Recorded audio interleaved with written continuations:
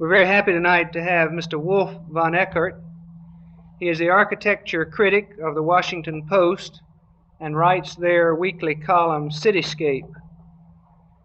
He also contributes articles on city planning, architecture, and design to such magazines as Holiday, Harper's, The New Republic, Saturday Review, and Horizon. His latest book, A Place to Live, The Crisis in Architecture, will be published by Seymour Lawrence Delaport Press in the fall of 1967.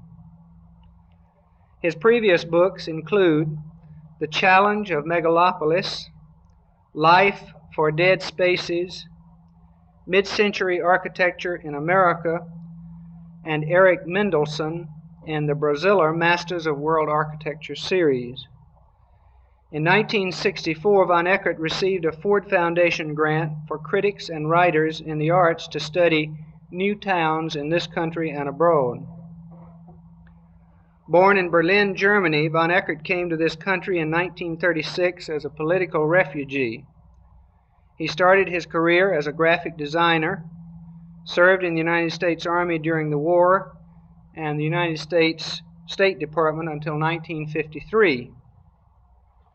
In 1959, after 5 years of journalistic and public relations work for various organizations, von Eckert became Director of Public Information for the American Institute of Architects and Art Director of the AIA Journal. I might say that as Art Director for the AIA Journal, he really put the journal in the architectural publications world. It really had been pretty insignificant until that time. He joined the staff of the Washington Post in 1964. He is an honorary member of the American Institute of Architects, a member of the Society of Architectural Historians, and a past president of the Washington chapter of the American Institute of Graphic Arts. He has lectured at Harvard, MIT, and several other universities, as well as before various gatherings all over the country. His wife, Marianne Horney von Eckert, is a psychoanalyst. They have 2 daughters, one of whom is studying music at Indiana University. We're very happy to have Mr. Eckert here with us tonight.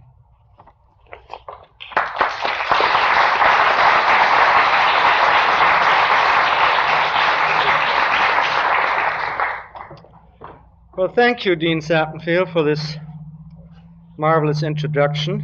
I didn't know I had that much biography. Can you all hear me? No? Can you hear me now? I was saying, the one on my left. Whoops. Does this go up any? Yeah, there. I was saying I didn't realize I had that much biography. Do you hear me now? Yes. Well, I'm very happy to be here, and I had a lovely introduction to Muncie because the dean took me around the town this afternoon. I found it very, very fascinating. It is, of course, no, I did. It is, of course, to some extent, part of what a British critic has called the mess that is man-made America, and that's what we're going to talk about tonight. If you put on the first slide, please. We hear, can you see this thing? I think maybe the lights have to go up. Can you see it now? There. These slides, by the way, are just sort of like background music. They have very little to do with the talk, but this gives you some indication why we are talking about the crisis of the city and the mess that is man-made America, the crisis of our environment. To a considerable extent, of course, architecture and city building and city planning is, as Mises called it, the translation of an epoch into three-dimensional space. And there's a great deal that we have to blame our time and our society for, that things are going so wrong in this urban environment. We find ourselves rather unable to agree on the basic things that make for a good life, on a decent and workable order of values. We're, I think, sort of all cockeyed on our financial values. We don't know how much money to spend on livability and how much money to spend on killability. We are rather hazy on our human values when you consider the whole civil rights complex. We are quite hazy on our moral values when we are not quite made up our minds yet whether we should punish poverty or abolish it. We more often than not seem to punish it with public housing projects and so forth. And I think that if you look at this, we're sort of not really quite living in a great society yet. I'm afraid we're living in a counterproductive society.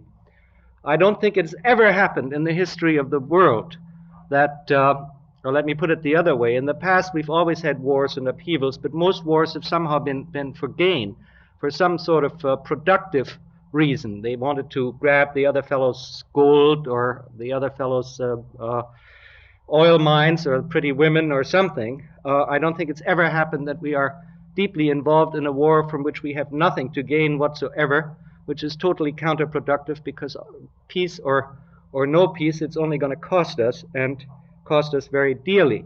We have this on the domestic front when we consider our freeway program, which is very counterproductive, because instead of providing people with transportation, decent transportation, it is just clogging up our cities and makes transportation, or at least the business of getting about, more difficult. It is much easier, or will very soon be much easier and faster to get up to the moon than it will be to get from here to downtown Muncie, which is sort of counterproductive, I think. We are spending far more money on polluting our environment than we are spending on health care. And we're trying awfully hard to make our cities more unlivable rather than livable.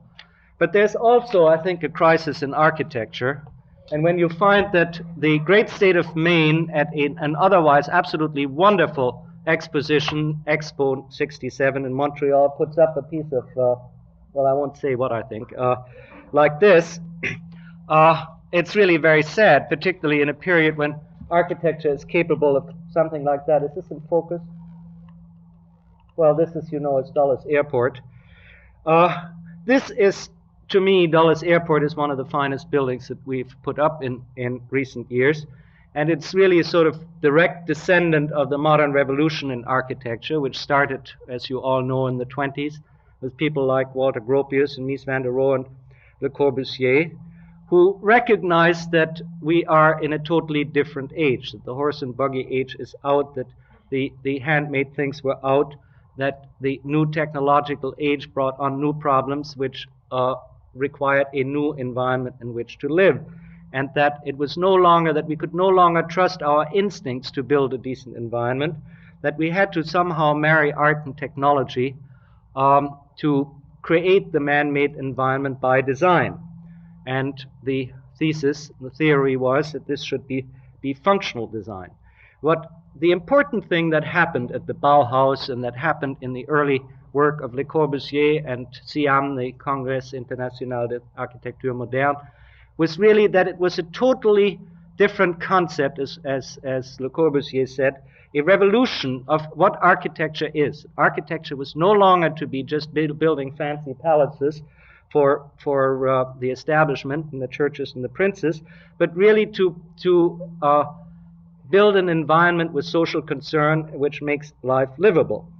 And I think Dulles is a very good expression of social concern. It's the only airport where the passengers count, where you don't have to walk for miles.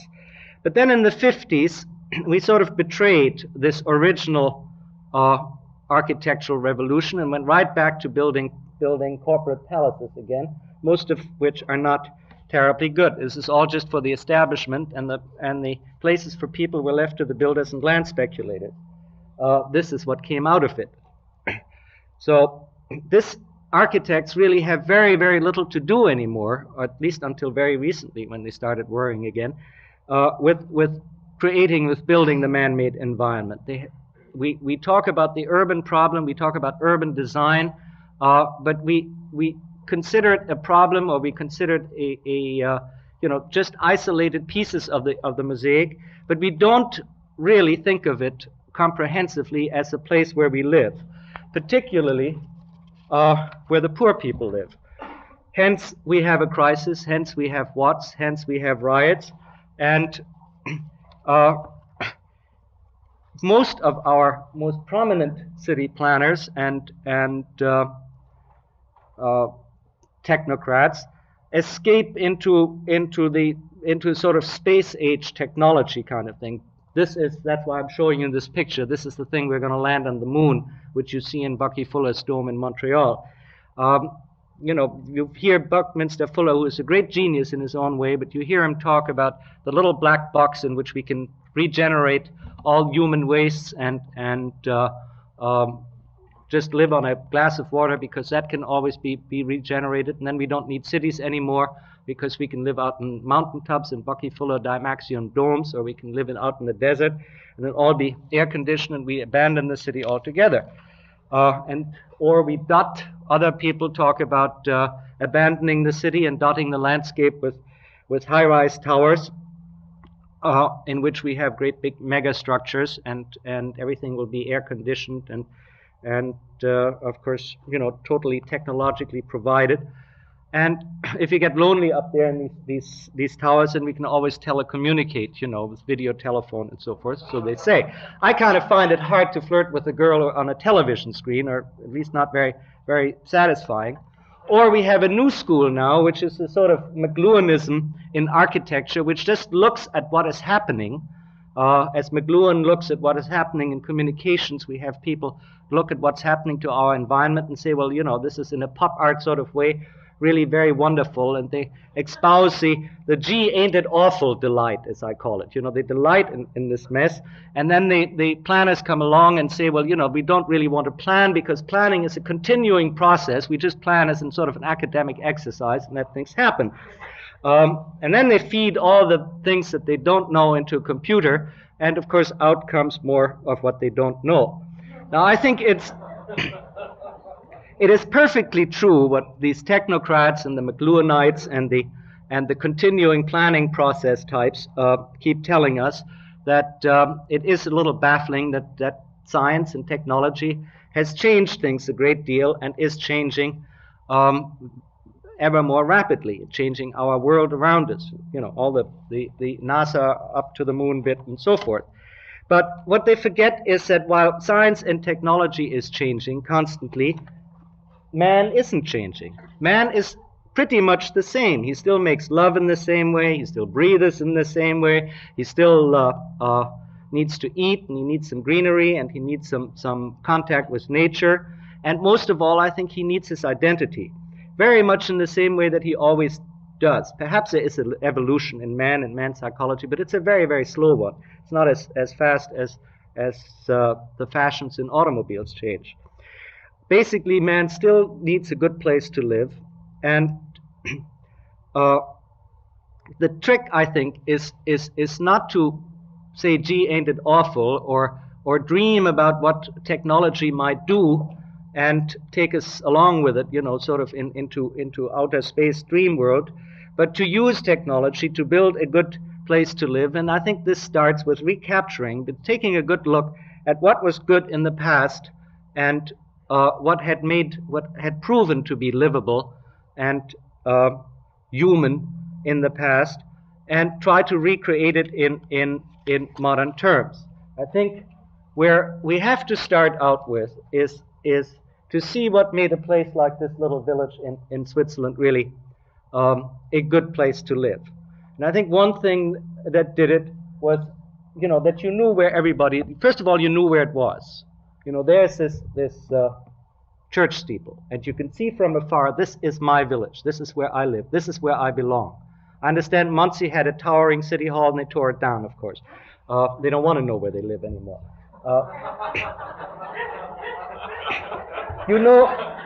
You can just look up to the sky and see that church steeple piercing the sky, and you know where God lives. You see nature all around you. You know where the mayor lives. You know that the relationship to the next village, and it's a very clearly defined relationship. They wouldn't permit urban sprawl to go and obscure it all there. They would know where to put their gas stations. So, you know, here you have a sense of identity which started out really when, as I believe, when man first, you know, stopped roaming the grasslands and moved into a cage. Pretty much the first thing he did is he started to paint pictures on the wall, because that brought art into the world. But he wanted to give that cave a piece of himself, a bit of his identity. And that identity, that picture that made it his own, that gave a sense of identity back to him. As Erikson says, the great eminent psychologist, man's greatest urge is to give identity to his world, so the world can give identity back to him. And so he knows where he belongs and what it is. And the most important ingredient of this mutuality of identity, says Erikson, is continuity, a historic continuity, which, of course, to a large extent, modern architecture in the 20s has broken much too radically and too quickly to make it acceptable. This is, of course, why these people in Switzerland, you can't see it back there because the projector isn't strong enough, but it says 1575. You see, way back in 1575, they started to decorate their houses, even on the outside, to impart a sense of their identity, which then has been given back to generations of people who lived in this village. We do have this identity of giving something to your place to live, so it gives something back to you, is, I believe, very, very important. And it's you know, when you go to Washington and you want to tell your friends about it, you send a picture postcard of the Washington Monument Home. This is sort of the symbol of the identity of Washington, of the national capital. Now, we have some of this, and we have it, and I don't object to the new scale that we do have it. This is why I show this picture. It can be very beautiful and very exciting and very imposing. But in reality, we don't really live on that scale at all. We live down here. And this is where the identity, even the greatness of New York, you know, is totally obliterated. This is where this mutuality gets lost. And we live in a community which really, I mean, what happened really is at first people lived in houses, and these houses were pretty well self-contained, like this one. Self-contained in the sense that this was a place where they not only slept, as we do today, but also worked, where there was also a bit of religion. There was usually an altar in these homesteads, where 3 or 4 generations lived together, which was very convenient because you always had built-in babysitters. All the recreation took place. You know, they sat around the kitchen at night peeling potatoes and singing quite well. The food supply was stored there and so forth. I mean, the whole life really centered about the home. Well, it doesn't anymore. This has exploded out into the community. But you see, what we ought to have is a community like we have here on the street in Copenhagen, in which you still have this in a human scale. I don't object to its having exploded out from the house into the community if you have a community that is humanly accessible, where you don't have to mobilize 250 horsepowers just to pick up a pack of cigarettes, or drive for 3/4 of an hour to see your girlfriend in the other part of town. Here you can walk. Here, you know, again, you have the church, you have people living, you have your shopping, you have your most of the things you need, all within a manageable place together, and so people can act humanly there. You see, we used to have this in America too. This is Jefferson Place in Washington, which had some of this nice human scale. You have some old parts of Muncie where this happens. But look what they did to the other side of that square. That destroys it. This only happened a year ago. It wasn't even finished when I took that picture. So what we're doing, instead of building communities, we're building housing. And then we don't know where to put these automobiles, so we put them in between, create vast distances to walk, and also segregate our communities into, first of all, the living quarters and working quarters and so forth. It's been declared un-American to live over a candy store, even near one. We segregate our communities by income groups. You know, people $40,000 homes are in this part of town, $30,000 homes in another part of town. And worst of all, we have destroyed the street, which is sort of the spine of the community, and used to be a social space. You think this here is pretty dreadful. This is the Berlin Wall. When I took this picture, I heard the police dogs of the East Berlin cops, howling over in this thing, and you had this sort of weary feeling of being watched through spyglasses, and all these wires. Can you see these pictures halfway decently? Electrically charged, and it's all pretty grim. But we're really doing the same thing in a different way. This is just as dangerous to cross this here from one part of the community to the other than to cross the Berlin Wall. Difference is, in one place you get shot, and here you get run over. But we are disrupting our communities just as badly as Berlin has been disrupted by that wall. We really have the simple device of a pedestrian overpass, as they have here in Stockholm, which would be a very easy thing to do, and was incidentally invented in America by Frederick Law Olmsted when he built Central Park in New York 50 years ago. He had the bright idea of separating vehicles from people, but we still haven't quite caught on to that yet. We really provide a place to sit, which is of course very important for a community. This is in front of City Hall in New York. In Copenhagen, they do a whole lot better. I don't know whether there's a single bench in Muncie. I haven't looked. I haven't been here long enough, but I'm afraid there probably isn't.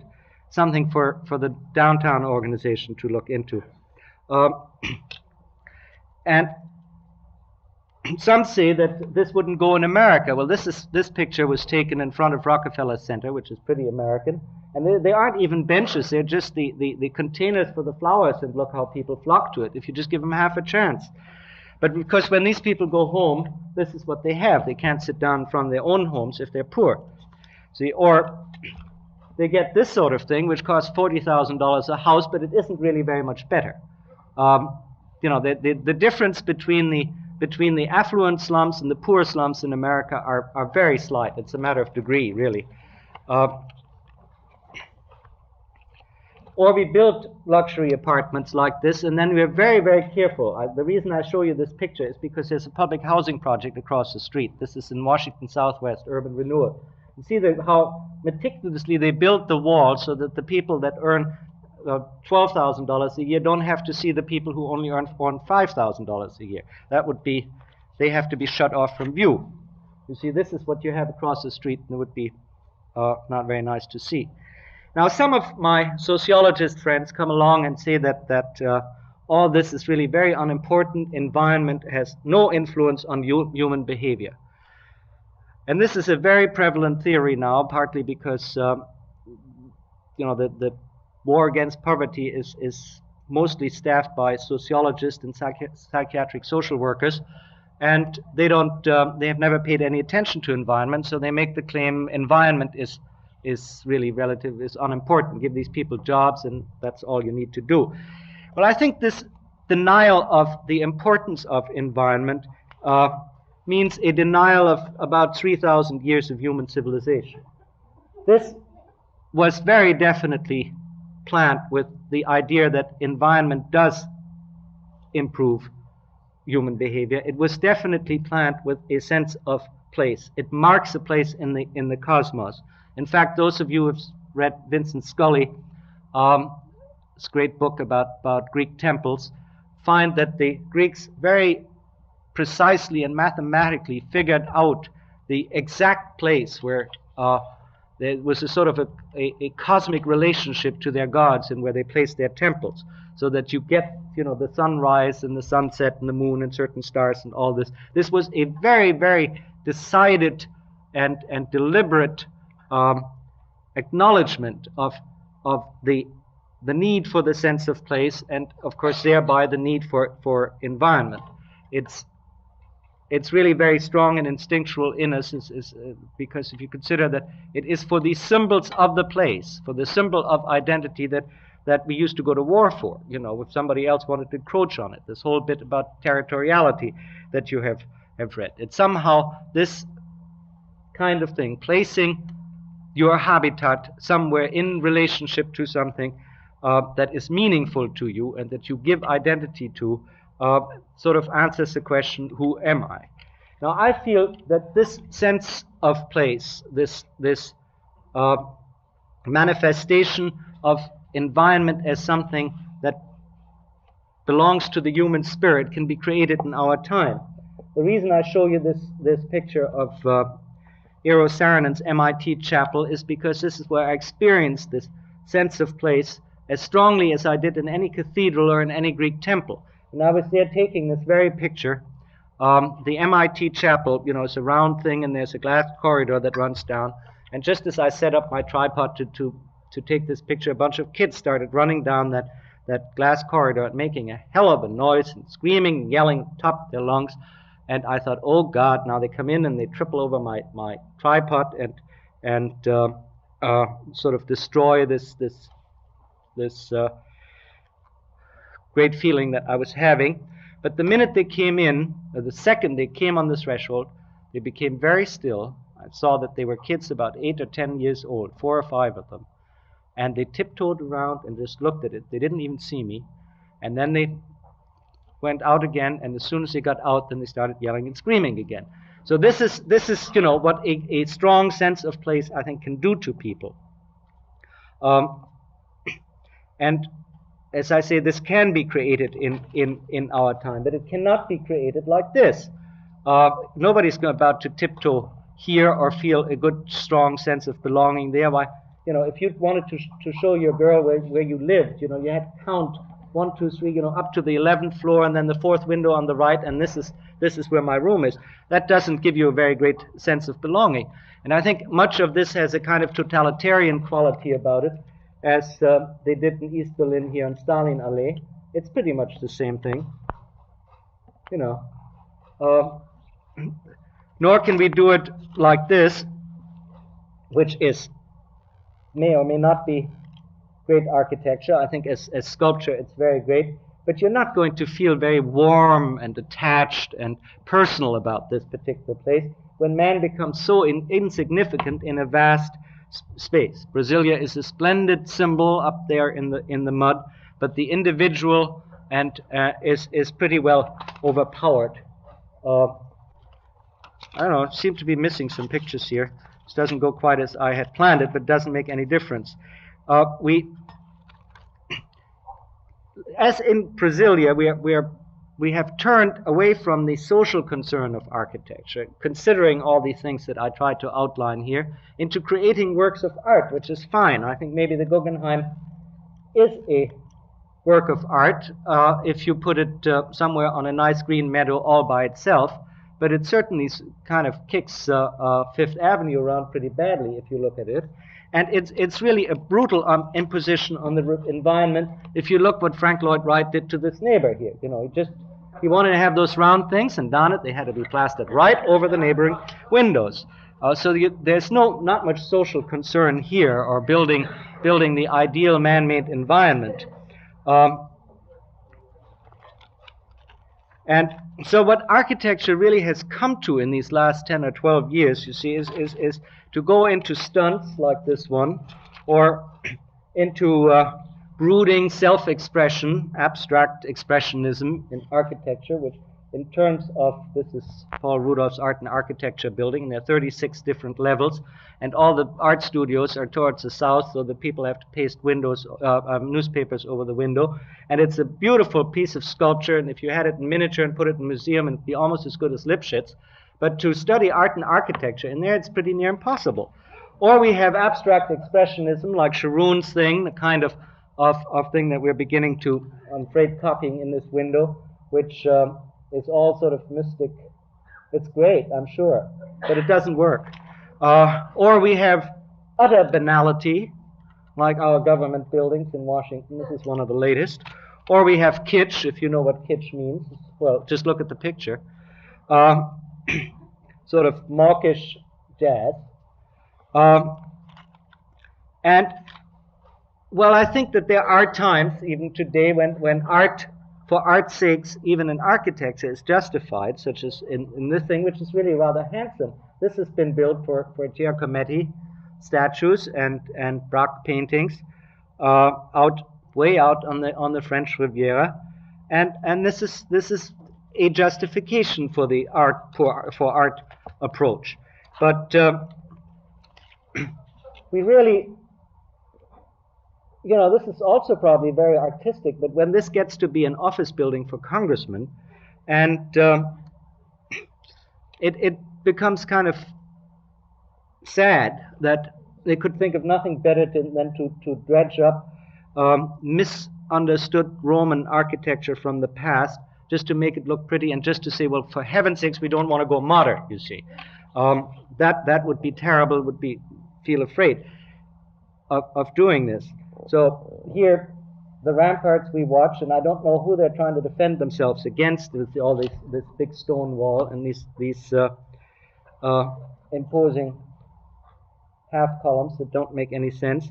But this isn't going to get us anywhere either. I don't mean, when I said that we ought to look back into the past of what makes a place livable, I don't mean that we should dredge up Roman columns or fake colonial shutters or romantic gas-lit stable lanterns. That isn't going to help us either. What I meant to say is that we ought to look back into the function of the town. And there, if you'll just take a little trip with me through Ibiza, where I'm going again this summer, which is off the coast of Spain, I'll try to explain what I mean. The hill town worked pretty well. I don't say that we ought to all live in hill town, for several reasons. First of all, here the street is not cluttered up with automobile traffic. It is still used as a social space. This is a terrible misconception in American planning. We've confused roads and streets. A road is where you go from one place to another, particularly when you're in a hurry, you see. A street is a place where you already are, and where you just parade up and down to see and be seen, and where children can play, and sort of the spine of the social life of a community. This works very well here. If the picture were not so dark, you'd see these women sitting out on their doorsteps in there. And in America, it doesn't work very well. This woman could not very well sit there. Kids could not very well play there. If you have a street, as we have, very rarely, all kinds of things can happen and people can do something. But this is really on a much more human scale. If you sit down here, you feel the sense of enclosure much better, and this is, of course, particularly helpful in the hot climate of Ibiza in Spain, where it also provides a lot of shade. But you can also do it in different ways, like in this little town in Sweden, or here in Germany. And I don't say that you have to ban automobiles completely. If you just keep them to the necessary thing, they provide some movement on the street and can be very good. But you have to keep the through traffic out and not treat the street as a road. So let's go back to Ibiza, because here's another point. Notice the water faucet there. As life has exploded out into the community, some of these activities of the community also have to be there, of course. Some of you may be familiar with the Peckham report, which was made, was a study by some British medical doctors before the war who were very concerned about physical health, not mental health, physical health in the slum part of London named Peckham.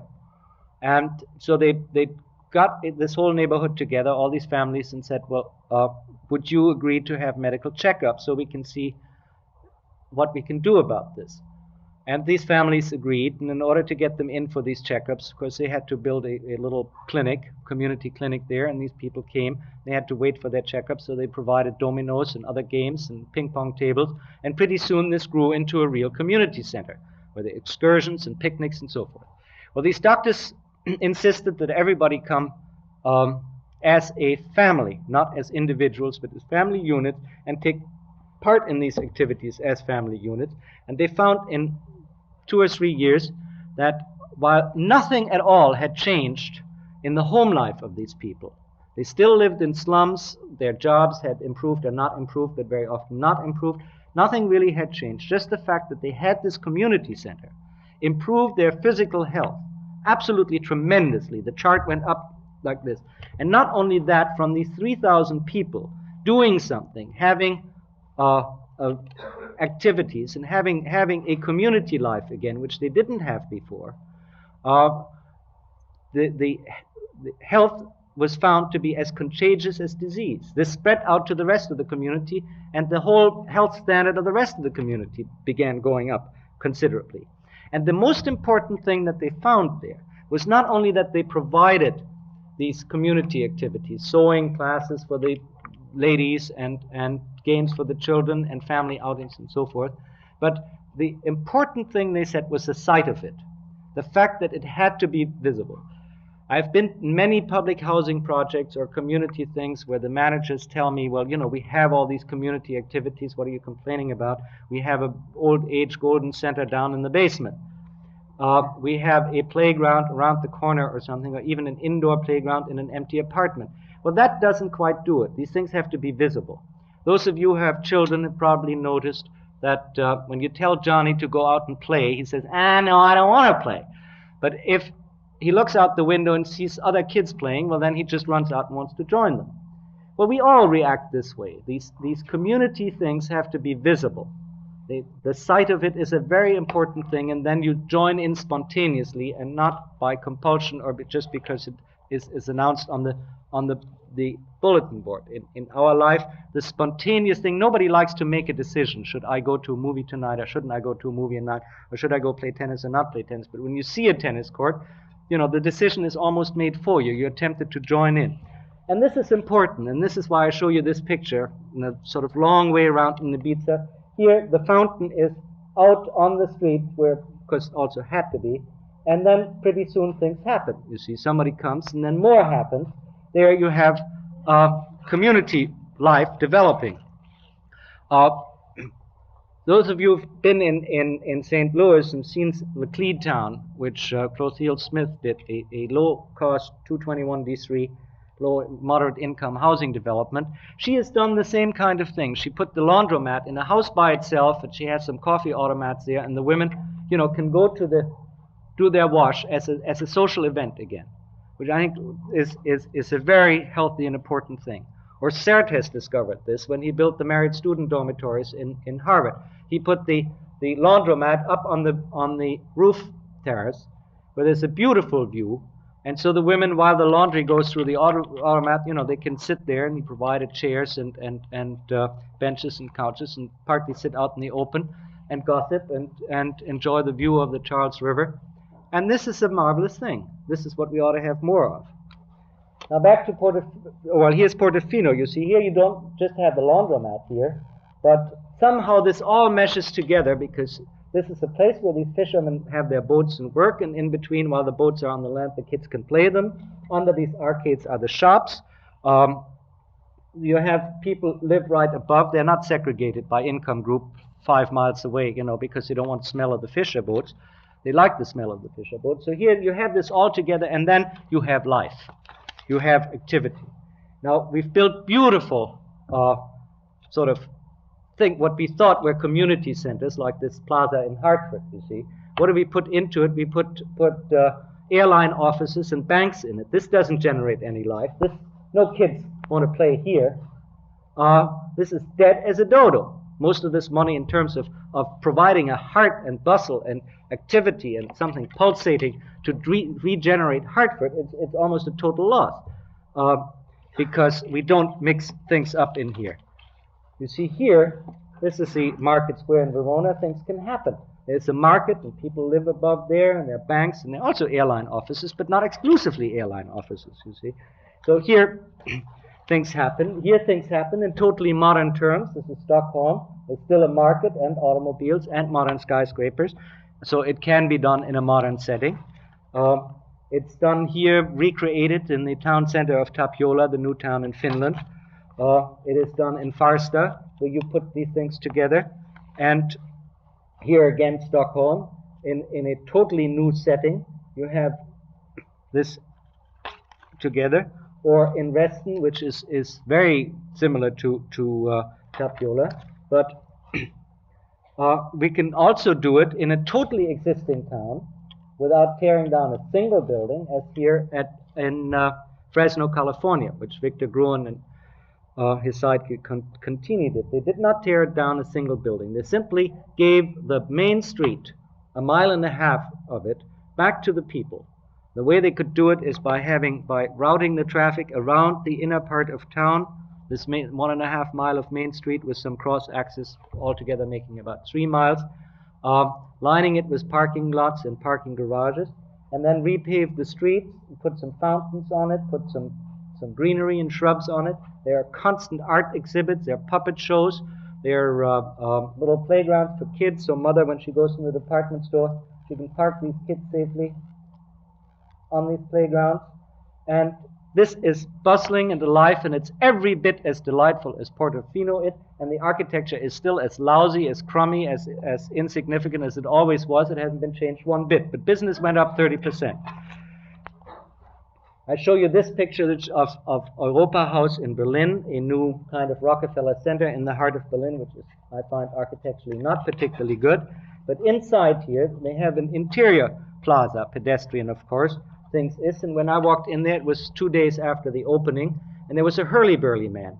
Fortunately, it doesn't show very well on the picture. The hurly-burly man making music and things, and everybody tossed him a dime, and it was delightful. It made your heart beat faster. It you know, very happy experience. So that evening, I met the architect of this new downtown office center and congratulated him on it and said, well, you know, it's absolutely marvelous. You created a space which immediately attracted a hurly-burly man grinding his organ. And he said, psst, don't tell anybody, but we're paying for it. Now, I think this is very, very clever. I think that when we start these new shopping centers, and in order to, nothing attracts life like life, you know, why don't we subsidize a few hurly-burly men and some people selling balloons and so forth for 3 months? After 3 months, if we have attracted the life, these things will jolly well pay for themselves. They would. I told this to Ed Bacon, you know, if he had a few flower stands and a few things down in his pen center in Philadelphia, it wouldn't be so dead. Maybe people would come. So there would be, I think, a good investment. Well, let's go back to Ibiza again, because I want to make another point here. This is one of the old indigenous houses, the way they've built them in Ibiza since the Phoenician days, mostly because they had no other building materials than masonry, and they whitewashed it against the sun, and the roofs are flat, not because of Mies and Walter Gropius. They're flat because they catch the water up there when it rains, and this then flows down into a cistern. And here, throughout the island of Ibiza, you have this harmonious indigenous architecture. They're all pretty much the same, although each one is totally different. You know, it's you see that the way, you know, when you go to India, I'm told, you know, to us all elephants look alike, but to Indians, elephants have as much personality and individuality as people. Well, these houses have as much personality and individuality, but they do harmonize. And the great thing that's happened is these totally modern houses, now built by rich Americans and rich Germans as summer resorts, are built also in the same vernacular, in the same way. The windows are larger, and they have electricity and electric gadgets in there, but they're still in the same style. Even the gas station is built in the same style. So you have an Ibicenca architecture, and Ibiza to me is a place where I feel I belong. This is beautiful, this is nice, this is where I want to be, because it isn't all jazzed up, and it still has, it doesn't look like Muncie, Indiana, or Kyoko, Japan, or like cities are beginning to look all over the world. Here they managed to maintain some regional, individual, personal flavor, and I think we could do it if we only half tried, even in Muncie. Now, again back to Ibiza for still another point, and this is that we have ever since, even at Sir Howard and Sir Richard Unwin said that cities are evil because they're crowded and we have too much density, and therefore we have to spread all over the countryside. Well, look at Ibiza. This is a very, very delightful place to live, and it's very, very crowded and very dense. And if you want to live there, like José Sert, for instance, the Dean of Architecture in Harvard, very badly wanted to live there, so he rented the air rights of one of these old houses and built himself his own house on top of it. And this is what people do, and it keeps going up, you know, like in Taos, the Taos Indian houses. And density is not at all bad if you build the walls thick enough so that you insulate them against noise. And we can live very happily like this. And this is, of course, what Moshe Safdie is doing in Habitat in Montreal. High density. There's more greenery there, as you will see, as there is in Ibiza. There are views. It's a very, very exciting place.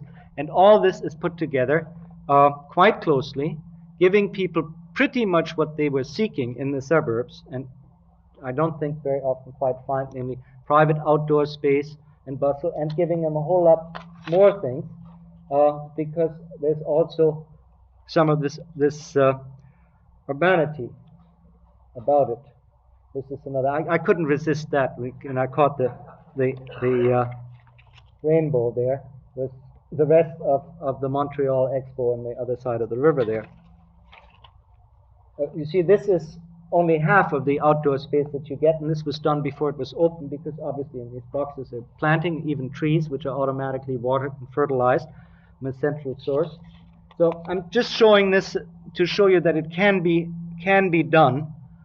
This whole Habitat bit, if it were completed, which it is not, it's only a demonstration part of 159 houses in the sky, but it planned for 1,000. And if it were all planned together, it would house as many people as live in Levittown on 1/10 of the land.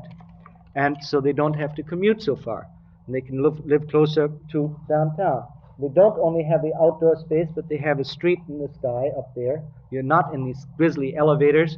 You don't have to go through enclosed, narrow, long corridors.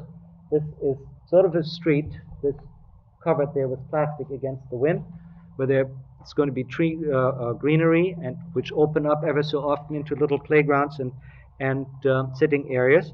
And this, to me, is an example where modern technology and engineering recaptures some of the qualities of the past. I hope that the point that the similarity of this to Ibiza isn't lost to it. But we can also do it not just by in the existing city, of course, not with cataclysmic urban renewal, where we first bulldoze everything and then try to figure out what to do with the land. But if we treat the city with some respect and treat it like a garden that has to be carefully weeded and has to be carefully cultivated and tended, and if we stop taking things away from people but rather add and give to them, like just a simple bench, then I think we can get there. I have a few more slides, I think, in the other box. No, if we start giving them artwork, our merchants in our towns. I hope, are there some merchants here in the audience? I always think that the way to create goodwill is to write public relations releases or have gaudy commercials on televisions or billboards on the highway. In Rotterdam, the merchants create goodwill in customers by donating artworks and putting them up in the city. Isn't that delightful? And everybody knows that the department store gave this, and this creates a lot of goodwill, except with the people who don't like that statue. They go to the competition.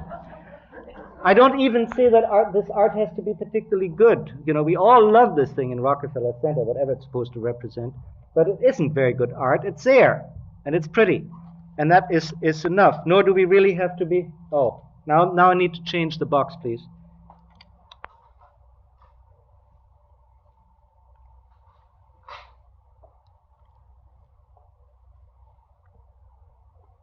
Are we ready? Nor do we really, Charles Sappenfield's going to hate me for this. He isn't going to give me a drink tonight. We don't really have to have good architecture if we create good urban design. This is the Treppenstraße in Kassel, which makes use of a pretty impossible site, going straight up to a railway station, fairly steeply up the hill. Nobody went there until they terraced the thing, have some outdoor cafes, have some shops alongside. It's, of course, close to automobiles, separating human flesh from combustion engine, and it's absolutely delightful. The architecture is very mediocre, but that really doesn't matter if you can get a good drink sitting in this cafe. Sometimes just a coat of paint can do the job very well. If you could restore some of our lovely Victorian architecture, as they did here in Columbus, Indiana, and You know, I've looked at some of these marvelous Victorian buildings that you have in Muncie. If they just fix them up a little bit, they would be a terrific sensation, much more sensational than any glass box thing that I don't know who would build for them. If you just paid a little attention to the cityscape, when we have an ugly firewall, you know, look what you can do with a firewall for a while until that next house comes up. This is what they did in Berlin. If we added some imaginative play equipment, something that kids will really enjoy, instead of, if I see another one of those concrete turtles, I'm going to scream, you know. No child has ever tried them more than just go on there once, you know, and then they disdain them and they don't even want to go near the playground. This is one of these myths of our playground designers, you know, that turtles are the end of everything. If we started to orient people in the city, you know, here, just a simple thing in Copenhagen, telling you where you are and where you go. In Paris, they have this on the tops of the trash baskets, you know, the lid of the trash basket. It says "Ici," where you are, and shows you the surroundings and how you find the Eiffel Tower. In American cities, if you're a stranger, you usually get lost. I do. If we started blending the old with the new a little bit more sensitively, as Yo Min Pei, I think, has done here in Society Hill in Philadelphia, instead of, well, you know, imposing the new thing just on it and clobbering the neighborhood, as the picture I showed you of the Guggenheim indicated. I don't think every place we build needs to be a Piazza San Marco. It would be nice if it could be, or a Portofino. Would be very nice if we could do it. Though I think that Reston is very much in the right track in trying to be pretty. I went to Reston because I'm going to do a story for Harper's on it, to interview people how it feels living in a new town. And a lot of people in Washington, a lot of sophisticated types say, well, you know, they wouldn't ever want to live in a compulsive community and where everything is planned for you and so forth. So I went out and asked these people why they liked it, or what, did they like it? And then they said, yes, they did like it. And I said, why do you like it? Well, because we have all these wonderful community activities. And I said, like what? And they said, well, you know, we have the Reston Players. I said, have you seen them? No, I haven't had a chance yet. And we have an art gallery. And I said, have you been there? No, we haven't had time. You know, the baby was just born. And then, of course, we have the lecture extension program at the University of Virginia. I said, have you been to any of them? No, I'm planning to go maybe next year. And so down the list, nobody ever took part in any of these things. They did join the swimming pool, perhaps, but mostly all these things that Bob Simon, the developer of Reston, has so thoughtfully done out, a lot of people I talked to didn't even take advantage of it. And I said, well, you know, then why is it really that you live there? And it always boiled down to, and I've heard this from 4 or 5 people that I talked to fairly extensively. We call this in-depth interviews. That's when you like a second cup of coffee, then it's in-depth, you see. And I asked them, and the answer was inevitably, because it's so pretty. And I think we underestimate the fact that people like a pretty place to live. See, this is where I think Reston, whatever it may do or not do as a social experiment and as an ideal new town, I think it points away to the fact that a community can also be pretty. It does more things. I think the fact that it is so pretty and that there is a golf course and there is a tennis court and there are all these things, of course, gets Daddy home a hell of a lot faster than he usually goes home. And one of the things I found was that that was interesting about Reston was a kindergarten teacher who had previously taught at a typical suburban kindergarten, and when she asked the kids to draw pictures of a family, in Reston for the first time she saw that father was in the picture. And in the rest of suburbia, father was always left out because he came home and wanted, you know, after the kid was in bed or just disappeared behind his martini glass and didn't figure in family life. In Reston, he begins to figure again because he can do things together. And I think this is something for planners to think about. Get father back into the family picture. Again, the Fresno Mall, if we just, I don't think we need total cataclysmic urban renewal and tearing everything down. I think we ought to add to the city, but we do have to put cars into their place and give the city back to people. This is why I show you picture of Fresno again, because as a reader wrote me just yesterday, people are the only excuse for the world to exist. Thank you.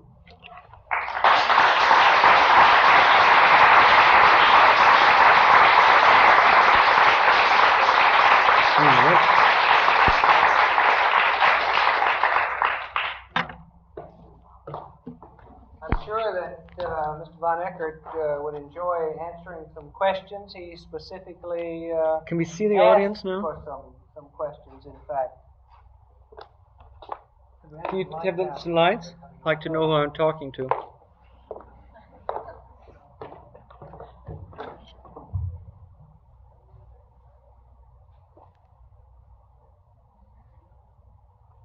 My God, I'm not that convincing, am I? Yes, sir.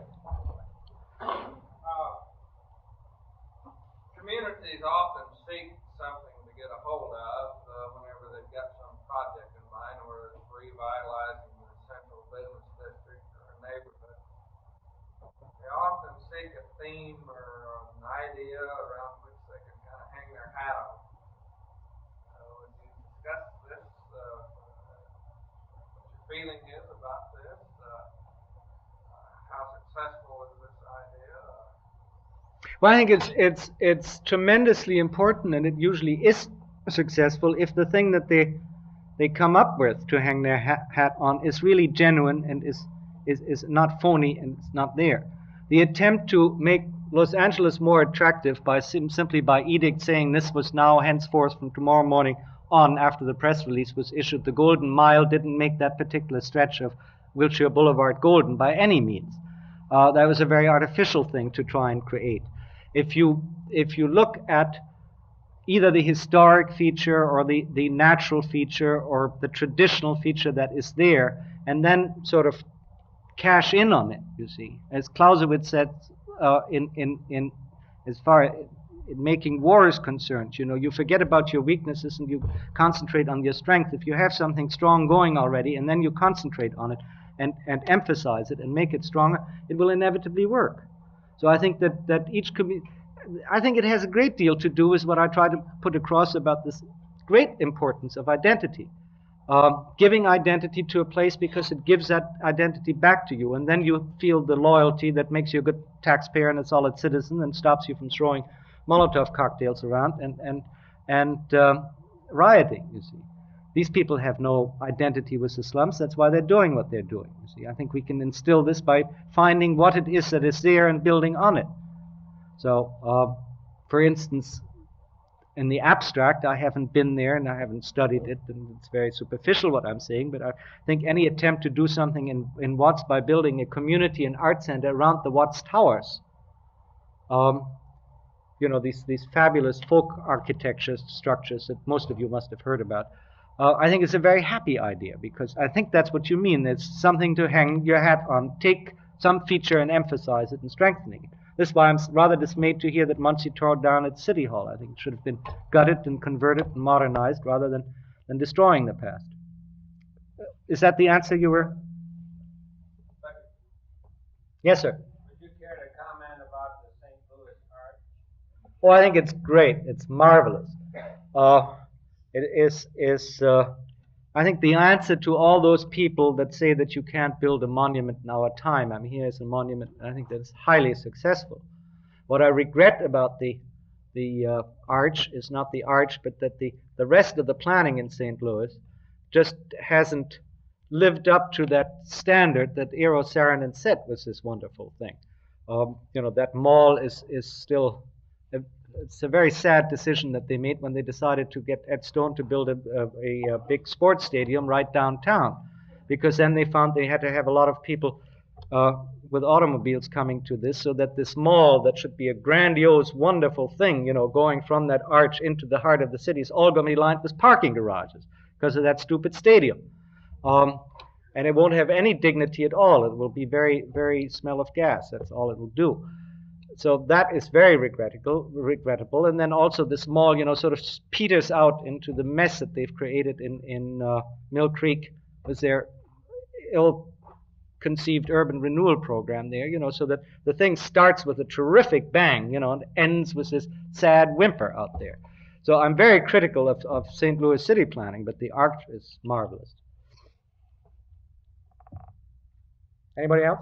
What do you think of the Saki Dawson winner on the mall? The Saki Dawson, I don't think I'm familiar with that.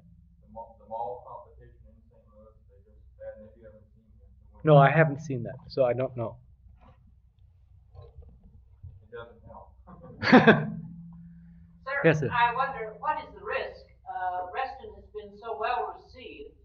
Is there, therefore, the risk that we will replicate Reston mechanistically and insensitively and more cheaply everywhere across the country and have a kind of kitsch Reston in Indiana and in Ohio and in California? Is this a real danger in your estimation? Well, I think there's a real danger and a clear and present danger in the fact that Newtown is becoming a popular term, and that therefore a lot of subdividers who keep on subdividing the same way they subdivided for the last 25 years with the help of FHA, just simply put in a swimming pool and then call it a Newtown. Now, I wish we could patent that word. If we could really create Newtowns in the sense that Reston hopes to become one and isn't by any means yet, which means balanced communities in which people of all income groups live together around community clusters, neighborhoods, whatever you want to call it, where there is employment, where there is recreation, where there is at least a minimum of culture, all this together as there used to be in the old town, and thereby it becomes a balanced community. If we do these with fake shutters and kitsch or not, if we really do that, I'd be very happy. As I say, I don't really care that much about the exteriors, although I'd like the exteriors to be nice. But if we sort of again prostitute that term and misappropriate it and think that we're getting something simply because some guy decided to call his subdivision a Newtown, then I'd be very sad and very unhappy. So I don't think, you see, for instance, in Columbia, Columbia is another Newtown that's being started between Washington and Baltimore on a much larger scale than Reston.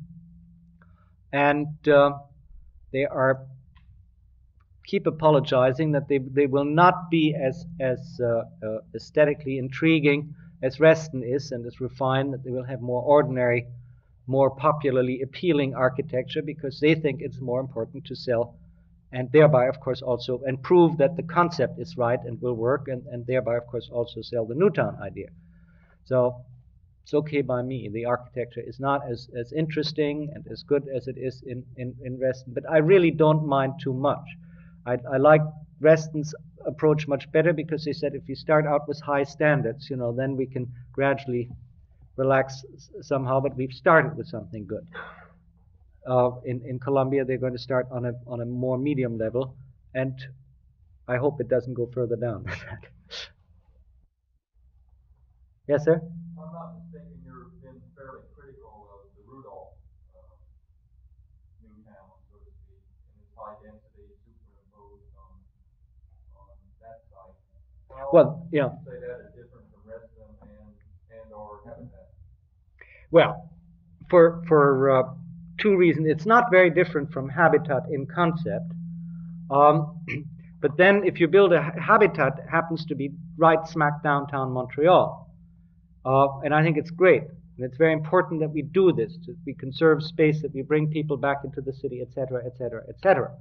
But to do this out in 40 miles from Washington, nowhere, in an absolutely perfectly lovely piece of land and call it a vacation community, and do it for a density of 2 persons to the acre, then it's either fake or it's nonsense, It just isn't thought through. In other words, one solution does not apply to all solutions.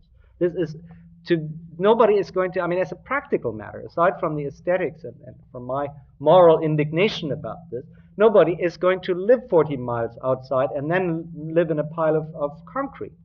This was my criticism, because I thought the whole thing was phony. And Paul Rudolph was very upset, and I said, well, I can understand. You had this plan already, in your mind at least. You wanted to try out this whole nice concept of the Babylonian, hanging garden kind of thing. And this was the first job you got after this, and so you put it on that. You know, you should have waited until you got a downtown job. And he kind of agreed. Yes, sir. I have read some articles critical of the new towns in England that the citizens moved into them, I think, who were primarily low-income citizens. Is that right? Were dissatisfied. They felt a lack of identity. They felt that they'd been cut off from their candy store, their neighborhood, their pub, and so on. And what's the difference between that and Reston? That is, Reston is much higher in terms of socio-economic class, is it? Yes, first of all, Reston started out to set a standard, started out with upper middle income housing, and now middle and lower middle and moderate and possibly even low income is to be added. And Reston started out thereby attracting a fairly sophisticated kind of audience or residents. The British new towns were much criticized because they were dull, because the great problem of creating an instant city is that it can't ever really be quite instant. You either you start with a housing, and before you have enough people there, you can't really have a movie and make it pay, because you can't put a movie there until you have customers. This also applies to schools sometimes. It certainly applies to the pub and the shopping center and so forth. So in the formative stages of the first new towns, they were very incomplete, and people were bored stiff because the pub wasn't there and the movie house wasn't there until there were enough people for it to work. Also, they were more heterogeneous than they are now. I mean, homogeneous than they are now, because they first started in many instances around London anyway, in the 4 or 5 Basildon and Harlow and so on, with the factories and the workers for these factories. So, you know, there weren't very many management people and so on. This has now resolved itself very, very much better, and they're less boring, and the pubs are there and the movies are there because more people are. As these towns have grown, they've become more lively, and as they've become more lively, this criticism has certainly very much subsided. There was also rumor about, because somebody wrote a book, that they were economically totally unfeasible and cost the government a lot of money. But that was sort of taken at midterm, you know. We always have the tendency to pull out the carrots out of the ground and see how well they grow, and then they stop growing. Somebody pulled the carrot on some of the British new towns too soon, and it was, you know, at that particular point, the phase, they were dull and they were uneconomical, or claimed to be. All this has very much subsided, and you find other literature and other critics and other observers saying they're very delightful places, and they're very economical from the government's point of view. So I think the Newtown thing is proving itself. But I'm not just saying the only answer is new towns. I think the answer is neighborhood community. And I think the more important thing is to see what we have learned from the Newtown concept and introduce it into the existing city and into small towns. I would love to see new towns develop not just instantly out in nowheres, but carefully planned around the cores of existing towns. I've just written a piece of Frederick, Maryland. Some of you might be familiar. It's ideal. It is still almost as pretty as Williamsburg, would be colonial Williamsburg. It's really historically well-preserved town, except it's going downhill very fast. Yet at the same time, megalopolis is creeping up very fast. This is sort of on the axis on which the thrust of the Washington metropolitan area is developing along these highways there. So I would wish that somebody have enough sense to make a plan of a new town in which the existing Frederick is a town core, the town center, and reclaim the river again and close the thing to traffic, and then get the residential housing and new neighborhoods all around this. And this would be much more interesting than creating an instant artificial town center such as Reston has a little bit of a Disneyland atmosphere, you know.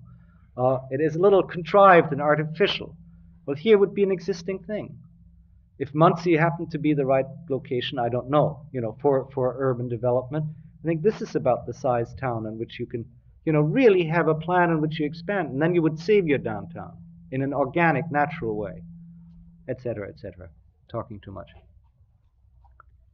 Our problem seems to be here that we don't have any decent transportation. everybody's on wheels. That's the only way you can do it. How are you going to get around that situation? I think by recognizing the fact that transportation is a public utility and a public necessity, which we haven't quite. We have in a very imbalanced way. You know, we're subsidizing automobile traffic to an almost insane extent, and public transportation practically nil. You take these older people who get to a place where they can't drive. Right. No way for them to get any place. Right. Right. Well, the Watts is also a thing that happened 2 years ago. It's very typical. After it was all over, after this riot, they found that only 14% of the population they had automobiles. Well, if you don't have an automobile in Los Angeles, you're really sunk. Yeah, you're utterly frustrated. Well, that's the way it is in this town, too. Yeah. Are you familiar with the Plaza area, shopping area in Kansas City? No, I'm not. I haven't been there lately, so I don't know. Anyone else? If there are no further questions, I would invite you. I have one question. Yes, ma'am. If he is a subscriber to the community plan, where your shopping, your job, your residence is all in one little unit within walking distance, what about our city planning and our code, our building code and all that?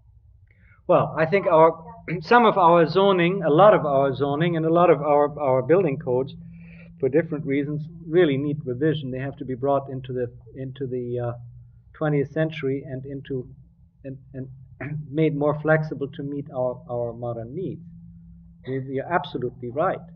There is a trend now towards what is called planned unit zoning, in which if a developer has a large enough parcel of land, you let them do on it what he wants, subject to the approval of the zoning commission, but does not impose upon him where he puts his high rise and where he puts his low density and where he puts his commercial, if he mixes it up in an intelligent way. And I think we have to come to that. Our present zoning laws, are so archaic and rigid that they're nothing but an invitation to bribery. I don't know whether you've had that much scandals in this part of the country as we have in our area, but zoning helps only lawyers and nobody else, really. And the building codes hold back all kinds of technological development that we need. They have to be revised too and brought into modern times. Any other questions? Okay, thank you very much.